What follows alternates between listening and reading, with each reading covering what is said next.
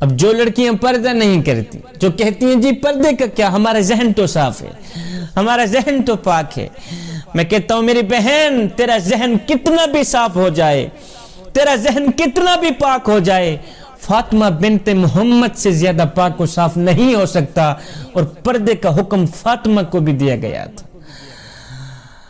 ایک صحابیہ تھی، اس کا ایک نوجوان بیٹا فوت ہو گیا، نوجوان مرد کلندر بیٹا شہید ہو گیا۔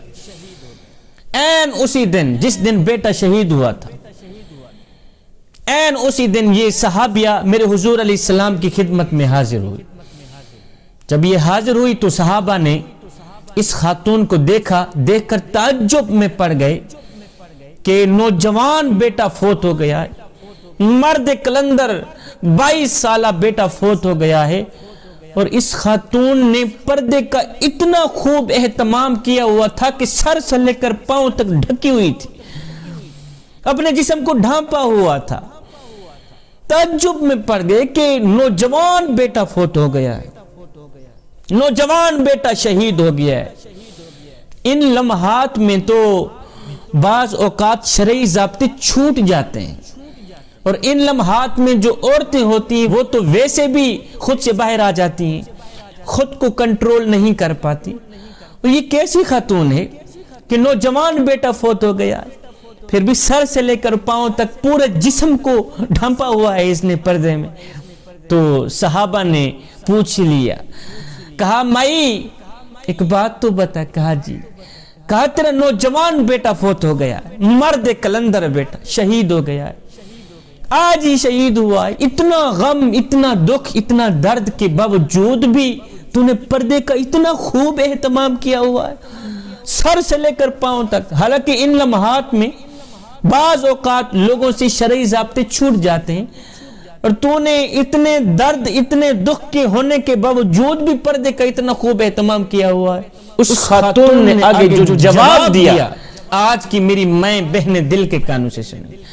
جب صحابہ نے کہا نا مائی تیرا نوجوان بیٹا فوت ہو گیا ہے، اس کے باوجود بھی تو نے پردے کا اتنا خوب اہتمام کیا ہوا ہے، تو اس خاتون نے کہا بھائی میرا بیٹا فوت ہو گیا ہے، میرا حیا تو فوت نہیں ہو۔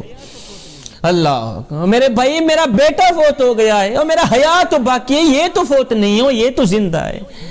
میرا حیا زندہ ہے، میرا حیا نہیں مرا، بیٹا مر گیا ہے نا، میرا حیا تو باقی ہے، میری شرم تو باقی ہے۔ وہ تھی اسلام کی دختران جن کی گود میں اسلام پلتا تھا۔ اللہ اکبر۔ میری بہن، میری ماں اپنی زندگی کو مالک کے نام کر دے بس، جی آخرت کی نہ ختم ہونے والی زندگی اگر تو مزے سے گزارنا چاہتی ہے تو پھر اس دنیا کی زندگی کو مالک کے نام کر دے، اپنا سب کچھ اس کے نام پہ وار دے، قربان کر دے۔ نماز پڑھ، دونوں ہاتھ اٹھا عرض کرو میرے مالک میں یہی چاہتی ہوں کہ میں تیری بن جاؤں، بس تو میرا ہی بن جا۔ اللہ اکبر۔ حضرت رابعہ بصری نہیں تھی جو دن رات اللہ اللہ کرتے گزار دیتی تھی، جن کا دن بھی اللہ کے ذکر پہ گزرتا تھا، جس کی رات بھی اللہ کے ذکر میں گزرتی تھی۔ ایک رات حضرت رابعہ بصری نماز پڑھتے پڑھتے آنکھ لگی، نیند آئی، سو گئی۔ این اسی رات ایک چور گھس آیا آپ کی حویلی میں۔